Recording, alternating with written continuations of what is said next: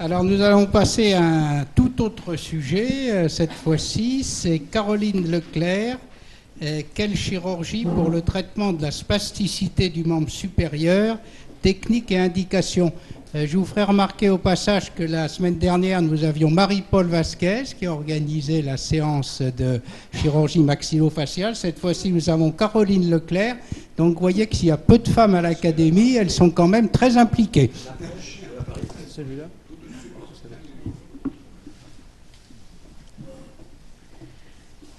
Monsieur le Président, cher Henri, c'est toujours un grand plaisir de t'embrasser quand j'arrive ici. Monsieur le Secrétaire Général, cher Philippe. Donc on va aborder un sujet qui est peut-être finalement relativement confidentiel, en tout cas en ce qui concerne les chirurgiens. La spasticité, et pour ce qui concerne les membres supérieurs, puisque je ne traite que les membres supérieurs, malheureusement, est un problème qui est pris en charge de façon très efficace, relativement bien connu et bien gouverné par les services de rééducation, les services de neurologie, les services de suite de soins.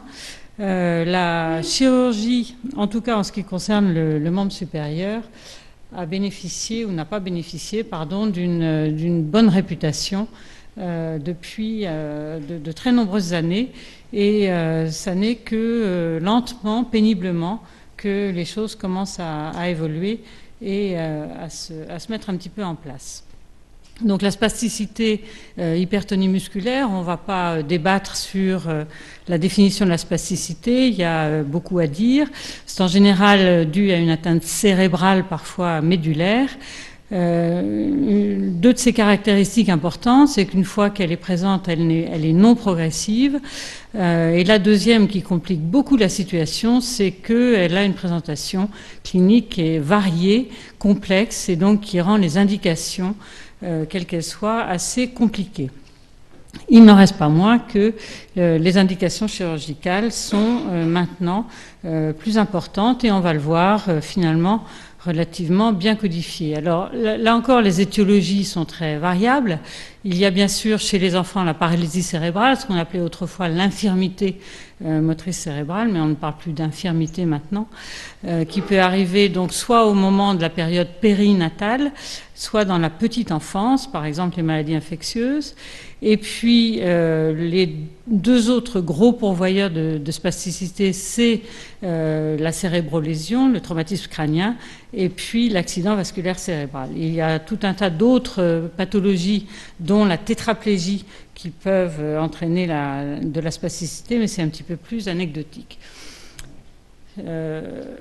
Notre président m'a demandé de parler de la chirurgie. Vous allez voir que je vais commencer par parler de l'examen clinique. Pourquoi ? Parce que finalement la chirurgie, le geste chirurgical n'est pas en soi extrêmement compliqué. Ce sont les indications qui sont difficiles à porter. Pour bien porter les indications, eh bien, il faut avoir compris quels étaient les facteurs déformants, qu'est-ce qui était responsable de la spasticité.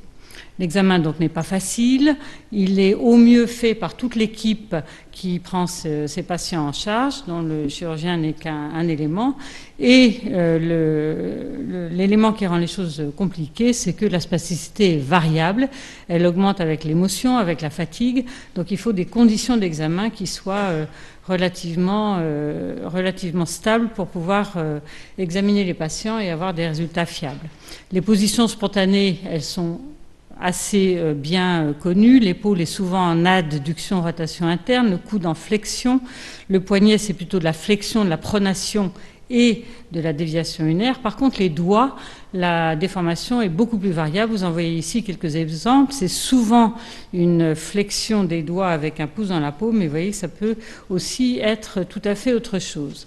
Le pouce, il y a deux types de déformations, l'adduction simple et la flexion-adduction, c'est ce qu'on appelle typiquement le fameux pouce dans la paume. Le premier problème qu'on a, c'est d'arriver à définir cette spasticité et à la distinguer d'un autre élément qui lui ressemble beaucoup, qui est la rétraction musculaire, qui est une conséquence de la spasticité. Donc la spasticité, on connaît bien ses caractéristiques, elle est élective seulement sur certains groupes musculaires, elle résiste à l'étirement, mais elle finit par céder si on continue le mouvement, avec un retour progressif à la position initiale. Par contre, la rétraction musculaire qui atteint les mêmes muscles, c'est pour ça que c'est bien difficile, eh bien elle est permanente et elle ne pourra pas être vaincue. Pourquoi c'est important de différencier les deux? Parce que le traitement n'est pas le même. On ne va pas traiter chirurgicalement la spasticité de la même façon que la rétraction musculaire. Donc c'est tout à fait critique. Quelquefois, la différence est très difficile à faire. Heureusement, on a des outils à notre disposition que sont les blocs moteurs et surtout maintenant, depuis un certain nombre d'années, la toxine botulique qui nous a rendu d'énormes services et qui, bien entendu, permet de faire diminuer, voire disparaître la spasticité et donc il ne restera que la rétraction musculaire. Les déformations orthopédiques se font à type de raideur, c'est plutôt une déformation de l'adulte, et aussi chez l'enfant, d'hyperlaxité. Vous voyez ces énormes cols de cygne au niveau des doigts longs et au niveau de l'articulation métacarpopharyngène du pouce. Une fois qu'on a donc évalué la spasticité, les rétractions, reste à évaluer le côté moteur. Quels sont les muscles qui fonctionnent, quels sont ceux qui sont paralysés, et est-ce qu'on va pouvoir agir là-dessus?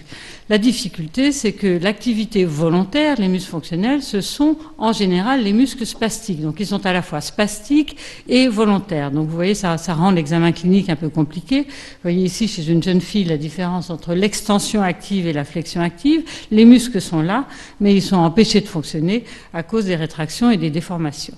Et puis, il y a des examens qui sont paralysés, des muscles qui sont paralysés. Ce sont en général les antagonistes, donc tout ce qui est plutôt abducteur, extenseur, supinateur, mais quelquefois, ça n'est qu'une pseudo-paralysie. Ils ne sont pas paralysés, ils sont juste empêchés de fonctionner à cause de la spasticité et de la rétraction des antagonistes. Donc la question, ça va être, une fois qu'on aura réglé le problème de la spasticité et de la rétraction, est-ce qu'ils vont avoir la capacité de fonctionner ou est-ce qu'ils n'ont pas cette capacité de fonctionner? Donc vous voyez qu'ici, on se trouve devant des choses un peu complexes. Et puis, il y a chez l'enfant des choses encore plus complexes qui sont les mouvements anormaux, voilà. Et voici ici donc cette petite fille espagnole, vous voyez que les médecins ont une certaine mobilité, parce que je vais de temps en temps en Espagne, qui présente au niveau de son membre donc supérieur gauche une dystonie extrêmement importante. Qu'elle arrive, est-ce qu'on peut supprimer le... Voilà. Et vous voyez que dès qu'elle essaie de reproduire du côté gauche le mouvement qu'elle a à droite, tout part dans tous les sens, l'épaule, le coude, et elle a bien du mal à contrôler tout ça. Il est évident que ce type de problèmes que sont les mouvements anormaux ne sont pas amenables au traitement chirurgical, et ça, ce sont des contre-indications à peu près formelle à la chirurgie au niveau du membre supérieur. Vous voyez, quand elle essaye d'attraper ici un objet, à partir de l'épaule, ça part dans tous les sens. Qu'est-ce qui peut nous aider dans cet examen clinique? Eh bien, pas grand-chose. L'électromyogramme n'est pas très performant pour l'examen clinique. Par contre, on l'a dit, la toxine botulique s'est révélée un outil très précieux. Donc, elle est assez facile d'utilisation puisqu'elle est injectée dans le corps musculaire. Son efficacité va commencer au bout de 10 jours et durer 3 à 4 mois. Et pendant ces 3 à 4 mois, eh bien, on aura tout le loisir d'examiner les antagonistes pour savoir s'ils sont paralysés ou non, ou les autres groupes musculaires. Et je dois dire que maintenant, ça fait partie de nos examens de routine. Les sensibilités, je passe rapidement, elles peuvent être altérées, mais pas toujours. L'examen fonctionnel est très important. Qu'est-ce que le patient arrive à faire, surtout quand c'est un hémiplégique, puisqu'il y a un membre supérieur qui est normal. Tout ça, ça doit être évalué aussi précisément que possible. Et vous voyez qu'on a des évaluations qui sont de plus en plus sophistiquées, avec des bilans standards, avec, vous voyez ici, la caméra qui est placée sous la table pour mieux évaluer la prise, etc. Et bien sûr, ce n'est pas un membre supérieur, c'est un patient. Il y a aussi un membre inférieur. Il peut y avoir des déficits neurologiques associés. Il peut y avoir des problèmes émotionnels. Et il y a tout un tas de facteurs qu'il va falloir envisager avant de se décider.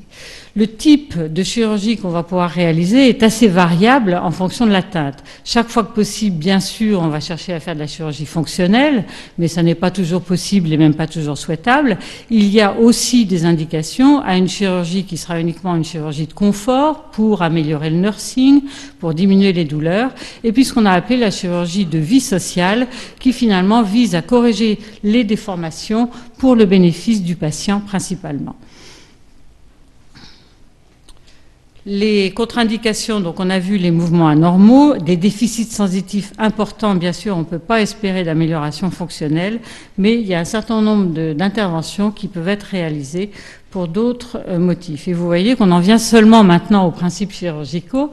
Et ces principes chirurgicaux donc, vont découler de l'examen clinique, puisqu'on va vouloir, d'une part, diminuer la spasticité, d'autre part, quand il y a des rétractions, les libérer, et enfin, si possible, renforcer l'activité musculaire des muscles paralysés. Tout ça, on va essayer de le faire en un seul temps chaque fois que possible.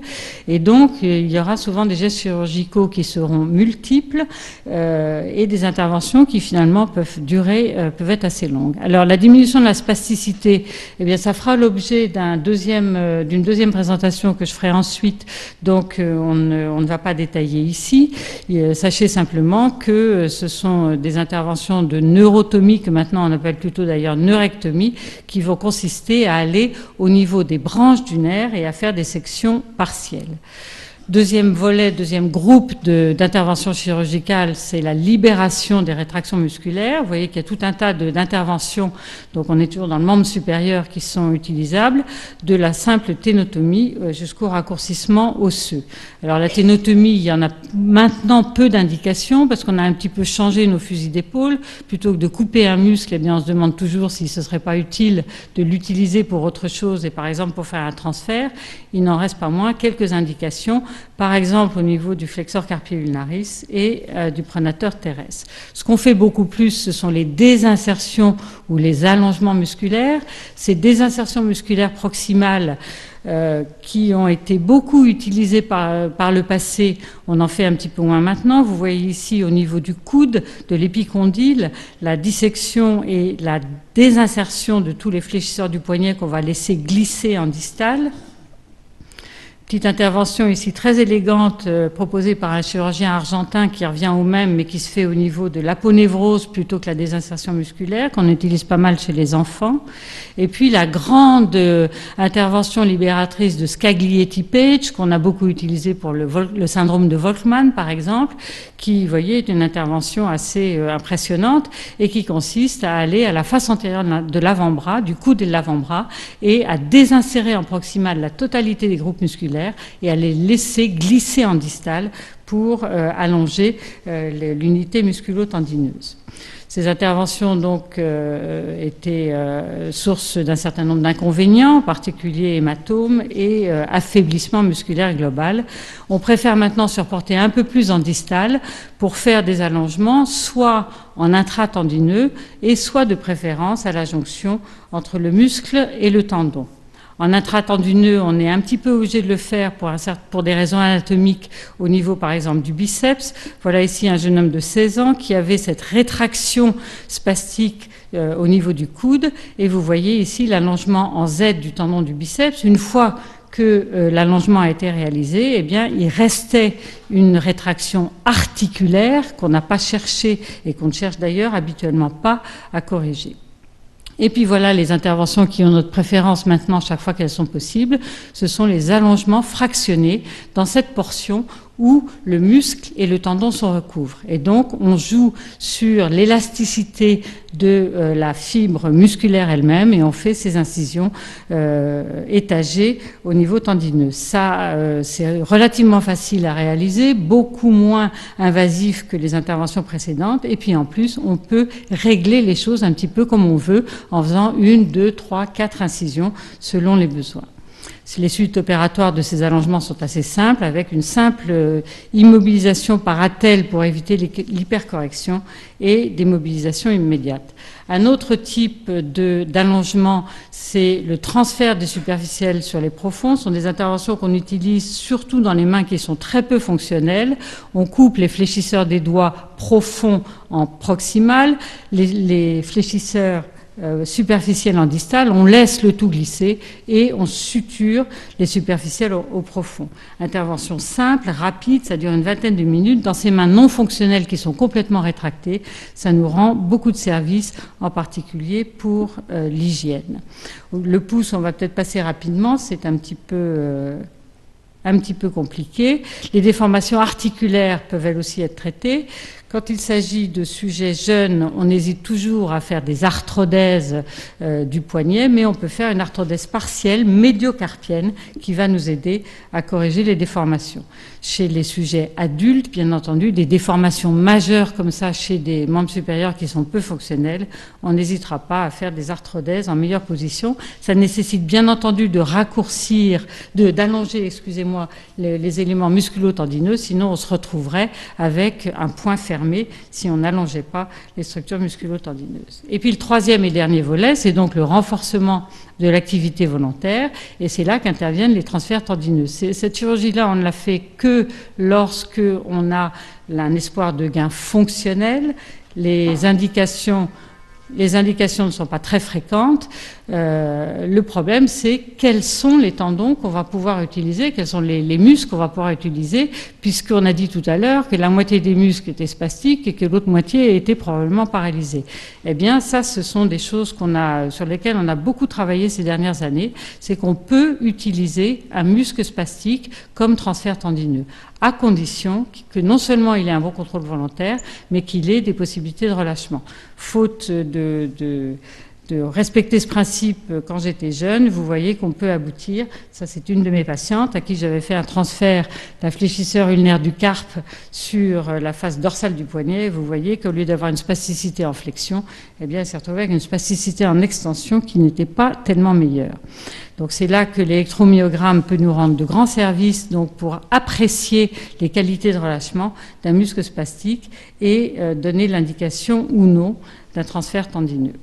Les muscles donc on va utiliser comme donneur, eh bien, ce sera tout à fait variable selon l'examen clinique et les résultats de l'électromyogramme. Mais vous voyez qu'il peut y avoir un certain nombre de muscles à notre disposition. Voilà ici un résultat d'un transfert d'extension donc du poignet qui utilisait le flexor carpi ulnaris, et vous voyez qu'on a un muscle qui était spastique et qu'on arrive à faire travailler avec un très bon contrôle musculaire et une force relativement satisfaisante. Donc, souvent plusieurs gestes, on essaie de les réaliser ensemble. On avait regardé un petit peu notre série. Vous voyez que ce qu'on réalise le plus, ce sont les allongements tendineux devant les ténotomies et les transferts. Et enfin viennent les neurectomies sélectives dont on parlera tout à l'heure. Donc les résultats, ils sont forcément en fonction des objectifs initiaux. Dans la chirurgie fonctionnelle, il y a une certaine durée d'adaptation aux nouvelles situations et comme ce sont des patients qui peuvent avoir d'autres troubles et en particulier des troubles praxiques, ça peut souvent avoir des effets négatifs sur la prise en charge. Très rapidement, si Monsieur le Président m'autorise, 2 petits exemples. Très rapidement, comme tu viens de le dire. Voilà. Je trouve que les exemples, en particulier vidéo, sont plus parlants que tous les plus grands discours. Une jeune femme de 18 ans, cérébro-lésée, qui avait un bon contrôle volontaire du poignet, mais une rétraction importante qui touchait à la fois les fléchisseurs des doigts et les muscles intrinsèques. C'était l'époque où on faisait ces grandes interventions de désinsertion de type Scaglietti dont je vous parlais tout à l'heure. Vous voyez ici, donc, au niveau des intrinsèques, une petite intervention complémentaire de libération des intrinsèques, appareillage dynamique post-opératoire. Et vous voyez ici, chez cette traumatisée crânien, des excellents résultats qu'on peut obtenir une fois qu'on a libéré donc ces muscles.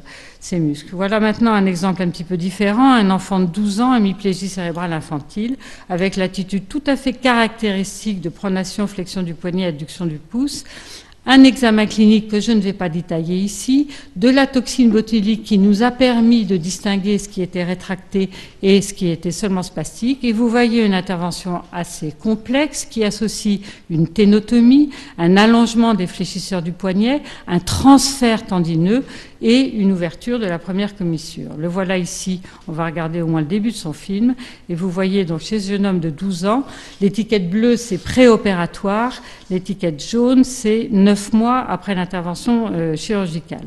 Donc vous voyez déjà que la présentation de sa main est fort différente. Au lieu d'avoir cette espèce de griffe avec laquelle il saisit de façon un petit peu rudimentaire, il a sûrement d'ailleurs un petit peu de troubles sensitifs. On a ouvert le pouce, on lui a permis d'avoir une pince satisfaisante entre le pouce et l'index. La remarque qu'on peut faire en regardant cette vidéo, c'est en post-opératoire, on va le voir tout de suite, par rapport au préopératoire, le soin qu'il prend et la concentration que ça demande à ce garçon de 12 ans pour fonctionner correctement. Ça, c'est lié au fait que pendant 12 ans, il a fonctionné autrement. On lui a apporté la possibilité de fonctionner mieux, mais il doit s'adapter. 9 mois ensuite, il a encore besoin de beaucoup de concentration et ça prend un certain temps avant que les transferts puissent être intégrés. Donc en conclusion, l'examen clinique est véritablement la chose la plus importante. Il faut sélectionner les patients et déterminer les objectifs. Bien entendu, il n'y a pas une intervention standard. Il faut essayer donc de corriger chacune des déformations. Chez les enfants en particulier, il est capital d'opérer tôt pour la raison que je viens de vous montrer. Et comme on l'a dit, le plus difficile, c'est l'indication opératoire. Je vous remercie et pardon d'avoir un petit peu dépassé mon temps. Bon, bravo, c'est une chirurgie qui demande beaucoup de réflexion, car ce qu'il faut savoir essentiellement, c'est qu'en voulant faire mieux, on peut aggraver considérablement les choses chez ces enfants si on n'a pas bien réfléchi à l'indication. Ça, c'est absolument fondamental. Alors, pour permettre à Caroline de reprendre son souffle, on va demander à Pascal Jehanneau de faire un commentaire pas trop long, si possible, vu les horaires, sur cette première communication, puis on enchaînera sur la suivante qui traite du même sujet.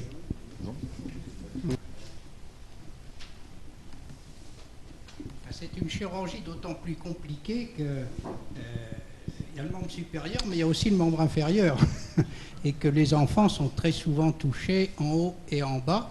Et pour avoir pratiqué beaucoup de chirurgie du membre inférieur, c'est exactement la même problématique, c'est-à-dire une réflexion très importante, car ces enfants, souvent on les voit assez tard, ils se sont adaptés à leur handicap plus ou moins bien, et en modifiant quelque chose, on peut les désadapter et les rendre finalement beaucoup moins fonctionnels qu'ils n'étaient avec leur déformation précédente. Donc c'est vraiment une réflexion de tous les instants pour choisir la bonne intervention ou pas d'intervention du tout, ce qui est parfois préférable. C'est bon, excusez-moi. Monsieur le Président, Monsieur le Secrétaire Général, je vais d'abord vous remercier pour votre invitation de venir parler à cette tribune. Alors, comme vous l'a expliqué Caroline Leclerc, il s'agit d'une chirurgie difficile et d'une prise en charge difficile de ces enfants, qui a longtemps joui d'une mauvaise réputation et qui a longtemps été délaissée au profit de la prise en charge du membre inférieur et en particulier de la marche. Les avancées de la recherche sur la plasticité cérébrale, le développement de nouveaux outils d'évaluation et l'accès à de nouvelles thérapeutiques nous ont permis de reconsidérer un peu cette chirurgie. Alors, quelle est l'étendue du problème ? Eh bien, peu d'études épidémiologiques sont retrouvées dans la littérature. On peut avoir accès à quelques registres, en particulier aux USA, en Australie, dans les pays nordiques. Et chez l'enfant, ça représente environ 0,6 à 2 pour 1000 naissances vivantes. Et chez l'adulte, représenté essentiellement par la traumatologie et les accidents vasculaires cérébraux, on retrouve environ 150 000 nouveaux cas par an et 130 000 pour les AVC. Alors, quelles sont les causes ? Brièvement, parce que Caroline vous l'a expliqué, chez l'enfant, c'est l'accident vasculaire cérébral in utero, 1/3 des cas, et la prématurité, 1/3 des cas également. Et chez l'adulte, les AVC et l'origine traumatique. Quelle est l'évolution de ces atteintes ? Actuellement, contrairement aux lésions périphériques axonales, il n'y a pas de réparation par repousse nerveuse. Mais il y a une certaine plasticité qui permettra une grande récupération fonctionnelle. Alors chez l'enfant, l'état est stable, comme vous l'avez dit tout à l'heure, mais chez l'adulte, il existe une petite récupération, et en particulier des récupérations au niveau proximal. Alors, quelle prise en charge?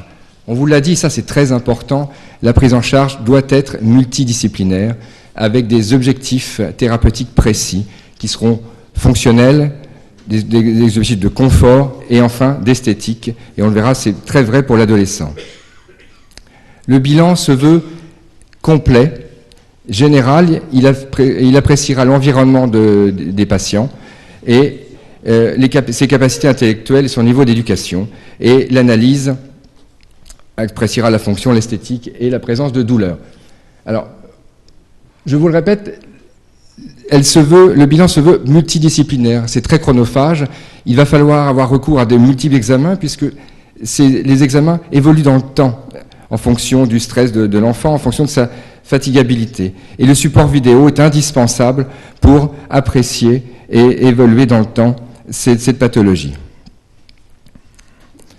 Alors quels sont les outils d'évaluation? Vous verrez qu'ils sont nombreux et ont été développés au fur et à mesure des années, et vous comprenez bien qu'en tant que chirurgien, on a un peu de mal à remplir toutes ces cases. Vous voyez qu'il y a des études qui vont mesurer la spasticité et des études et mesures qui vont apprécier les amplitudes articulaires, les gènes au nursing, les gènes au mouvement actif et puis l'utilisation dans la vie quotidienne. À l'issue de tout cela, 3 questions. La spasticité est-elle gênante et en quoi l'est-elle? Est-ce la cause principale de la gêne ou simplement une de ses composantes? Et quelles sont celles-ci? Et de là, on pourra espérer déduire les résultats d'un traitement. Et est-elle localisée à un groupe musculaire ou est-elle diffuse? Et à partir de là, on pourra discuter d'une éventuelle stratégie thérapeutique chirurgicale. Les objectifs, je ne les rappelle pas, ils sont fonctionnels, hygiéniques et esthétiques. Alors, quelle stratégie thérapeutique? On vous l'a dit. Elle repose initialement et systématiquement sur une rééducation avec des manipulations, des orthèses pour éviter les rétractions. Et on y associe les thérapies de développement du cerveau. Les traitements médicamenteux représentés essentiellement par la toxine botulique actuellement. Et enfin, la chirurgie viendra en deuxième intention. Les moyens, on vous les a donnés. La drésotomie, les neurotomies sélectives dont on parlera après, les interventions tendinomusculaires avec les allongements et les transferts, et les interventions osseuses avec les arthrodèses et les raccourcissements osseux. Alors, à l'issue de tout cela, on vous a donné un certain nombre de réponses dans le topo de Caroline Leclerc, en particulier sur les contre-indications, en particulier sur la place de l'électromyographie dynamique pour définir certaines stratégies. J'aimerais poser 2 questions. Quand et à qui proposer cette chirurgie, en particulier à quel moment on peut le proposer chez l'enfant, à quel moment on peut le proposer chez l'adulte cérébro-lésé, et enfin, peut-on prévoir les résultats? Quel discours doit-on tenir aux parents? Quel discours doit-on tenir aux enfants? Voilà, je vous remercie. Voilà, merci. Je crois qu'on va enchaîner sur la deuxième communication de Caroline qui est sur le même sujet mais un petit peu plus technique.